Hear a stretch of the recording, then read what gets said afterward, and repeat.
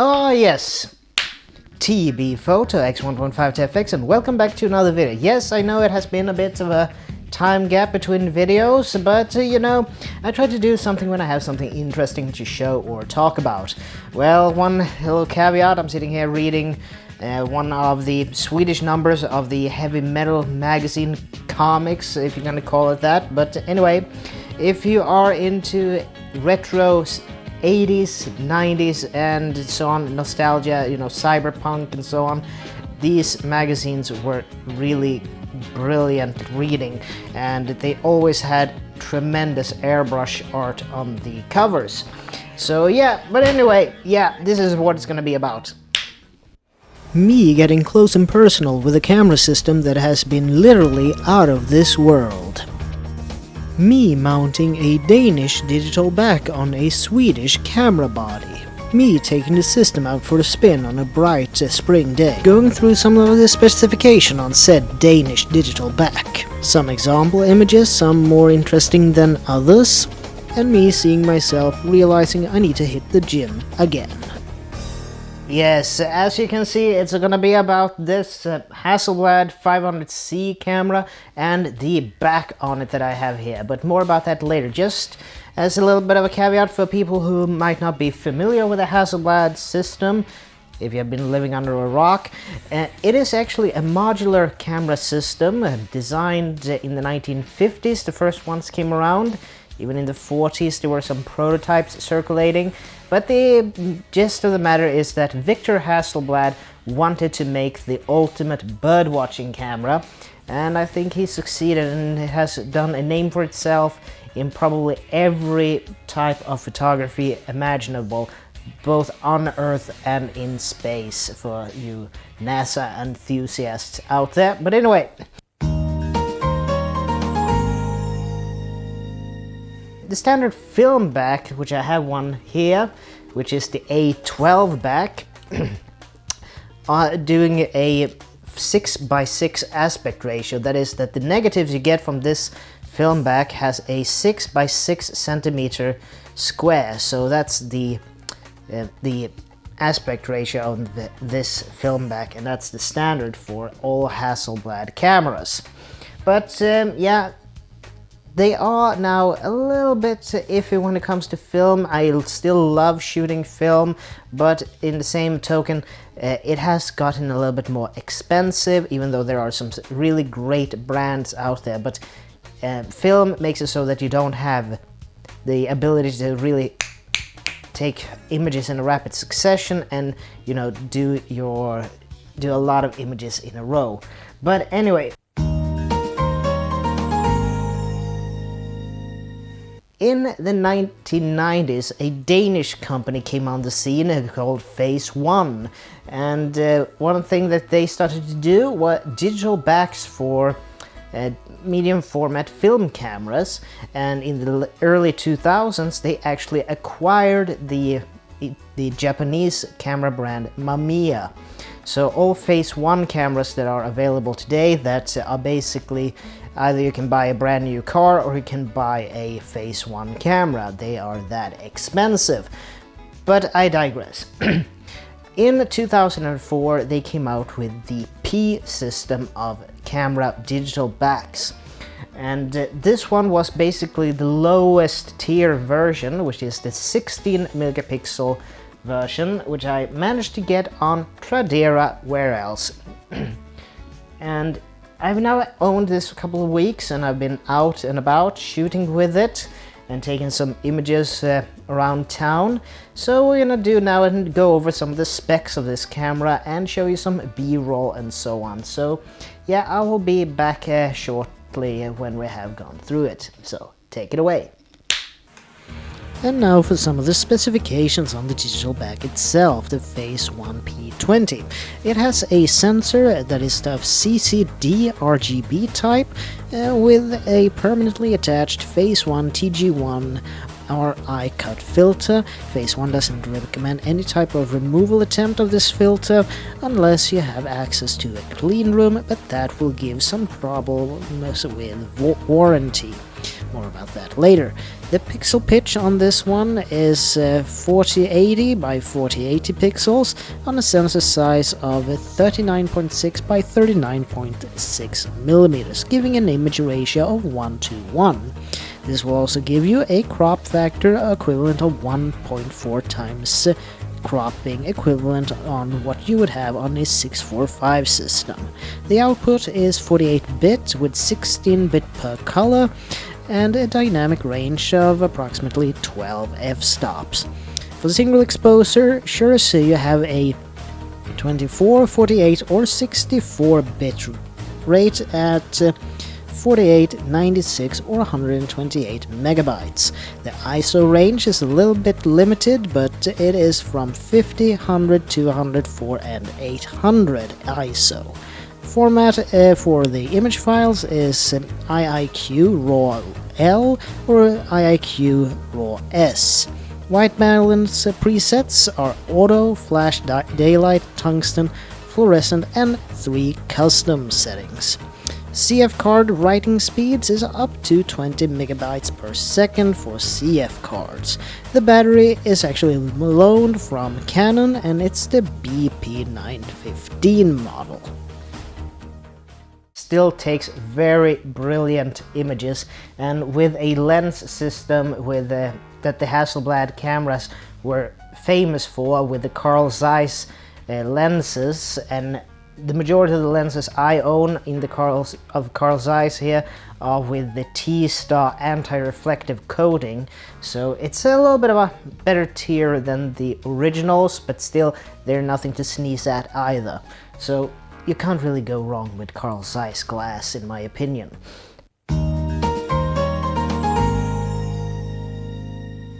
And now for some general use information of the Phase 1 digital backs of the P range from Phase 1 themselves. Well, the official Hasselblad V series compatibility is these, but not limited to the 555 ELD, 553 ELX, the 503 CW and 501 CM.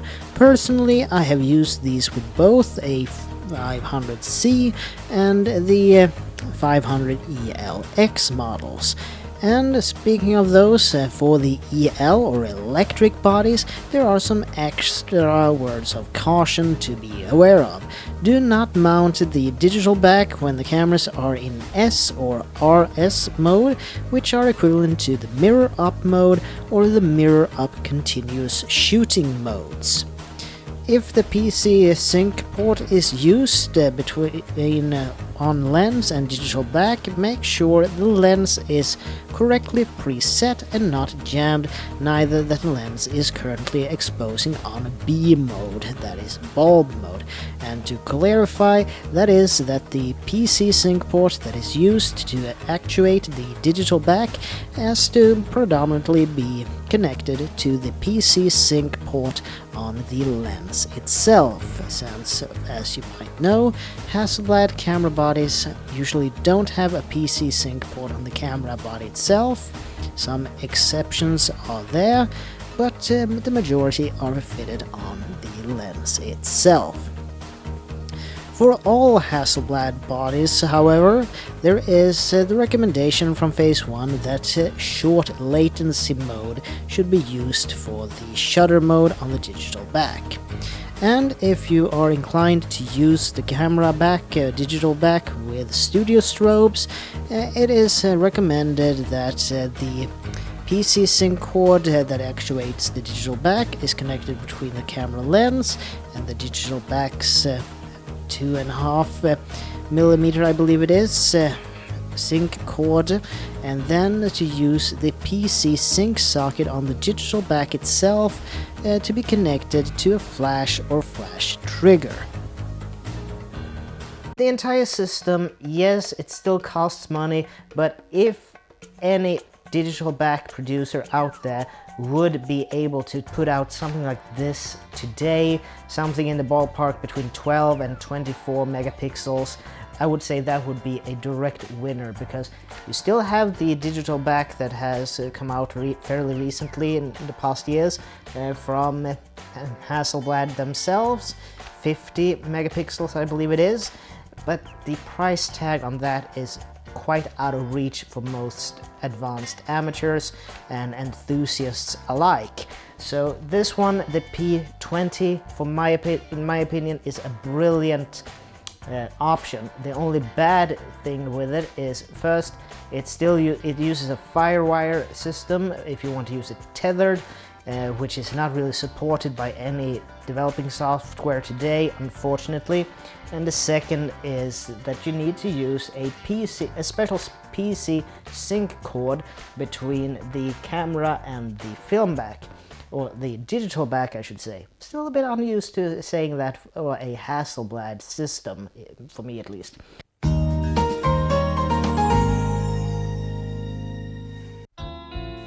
And now for a little bit of a stroll through Uppsala with the Hasselblad 500C and the Phase One P20 digital back. Well, we're starting out a little walk outside of Economicum, a part of Uppsala University, and I'm using the 50mm f4 with a CPL or circular polarizing filter. And now right next to the Economicum we have the Observatory Park. Yeah, I know it's a little bit of a wonky camera movement here because I'm doing this old handheld by myself. I'm actually using a Olympus TG5 in order to get this B-roll through the finder. So yeah, and then it's just a stroll through the Observatory Park. A really recommended place to visit if you ever visit Uppsala, especially at a nice day like this.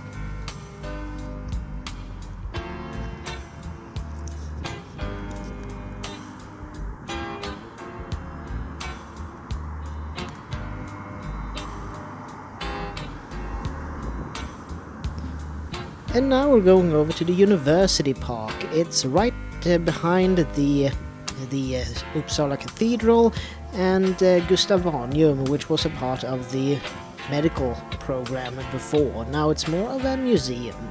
But as you can see, this park is a really great place in order to get some bird photography in.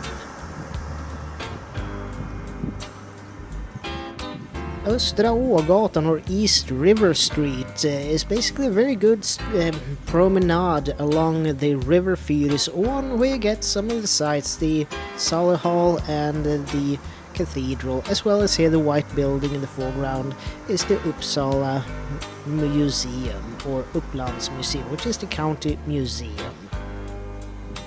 Another piece of trivia associated with the Uppland Museum is that it was frequent in the Ingmar Bergman masterpiece Fanny and Alexander. Islandsbron, or Iceland Bridge, is another landmark because it's a good viewing point for both the bar Pumphuset and part of Uppsala Castle, as well as the Swan Pond and Flustret, which is a old-time kind of entertainment house, let's put it like that. But then we are going into Stadsträdgården, or the city garden, which is a very nice place during spring and the summer, with a lot of flowers blooming in different seasons.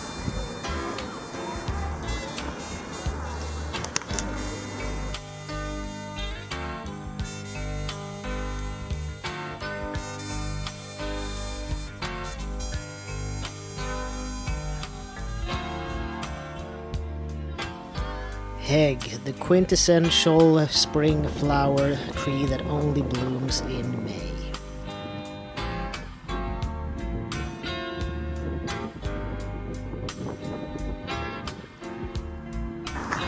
Yes, this about sums it up, my little walk with the Hasselblad with the Phase One digital back throughout Uppsala. And now we're shortly after this gonna go over and show some of the pluses and minuses and my final thoughts about this system with this digital back. Thank you.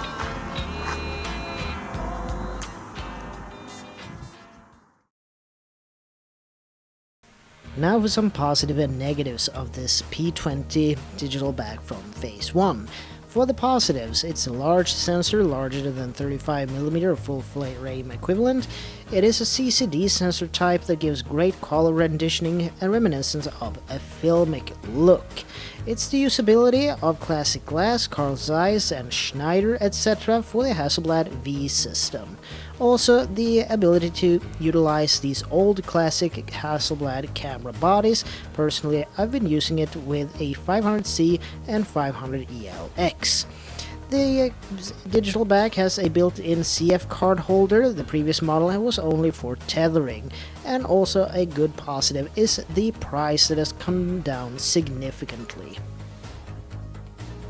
And now for the negatives. Keep in mind that this is a 2004 product, camera product from Phase 1, which means that you have to have your expectations tailored to that era. Well, it is a bit of a low light performance issues, and it becomes very noisy. The images becomes very noisy after 400 ISO and beyond. Also, Phase 1 has officially cancelled the support for this P-back series, so that's a bit of a negative. Also, you need to have a dedicated PC sync port between the camera or camera lens and the digital back itself in order for trigger properly. Also, the only way to tether this is to use a FireWire port, which is obsolete, no longer used and no longer supported. So in conclusion, well, the P20 digital back from Phase 1 is brilliant in favorable light conditions. It has a tendency to blow out the highlights on sunny days, but it works well with the Hasselblad V system. The crop of it is very close to the Hasselblad's own A16S 4x4cm film backs. That because it has a 39.6 by 39.6 millimeters sensor size. Unfortunately, it's a poor low light performer, but it makes it extremely fun to use with classic camera gear from Hasselblad, the V series, and the CCD sensor gives a very nice filmic look. And given the right expectations and patience, the setup can yield amazing results, and that because it's still top quality from a very good company and also brilliant old-timey gear that still holds its value and can perform.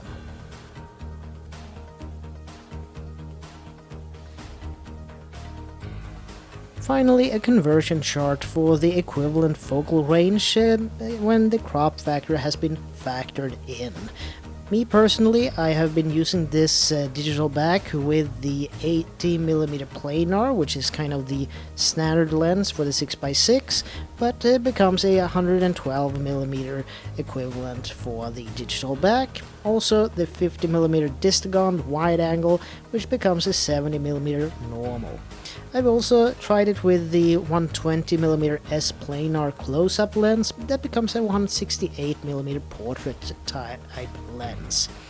Also the 250mm sonar, that becomes a 350mm telefocus, and I did a test image of the moon actually with the 500mm tele tessar, that becomes an equivalent 700mm telefocus.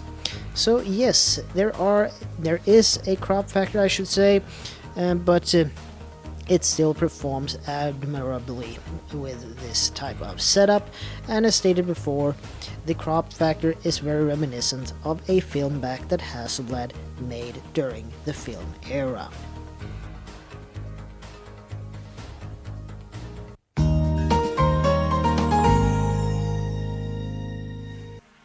And now for a quick overview of the menu system of the digital back, the P20 digital back. We have first the ISO. As you can see, it goes from 50 up to 800 ISO, but I wouldn't recommend anything above 400. For white balance, you have daylight, tungsten, fluorescent, and a couple of custom modes that you can preset yourself and then to create the custom white balance settings.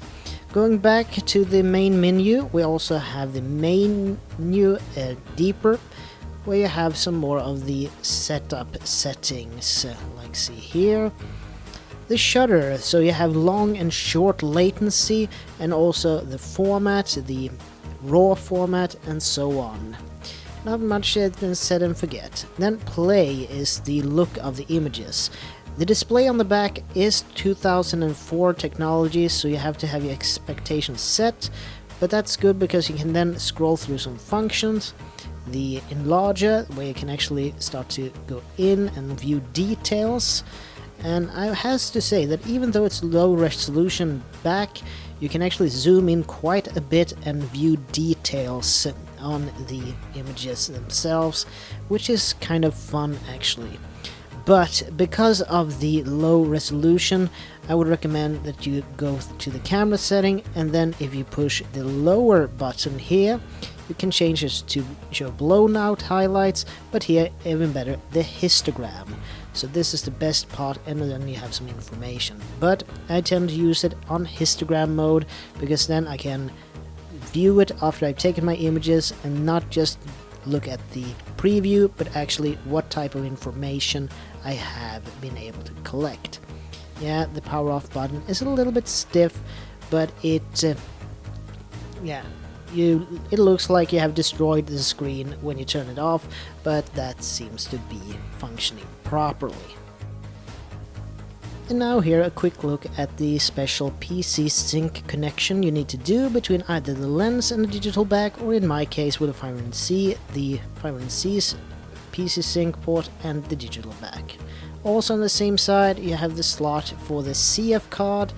It pops out like most digital cameras. In this instant I used the SanDisk 16GB card, and it is good for about 700 images in RAW format. But all in all, I think that's all for me for now, and as always, this is Tobias Bergström from T.B.Photo X1.5TFX, and I'd like to see you guys in the next video, whenever that would be. So please like, share, comment, and subscribe, and I'll see you in the next one. Bye.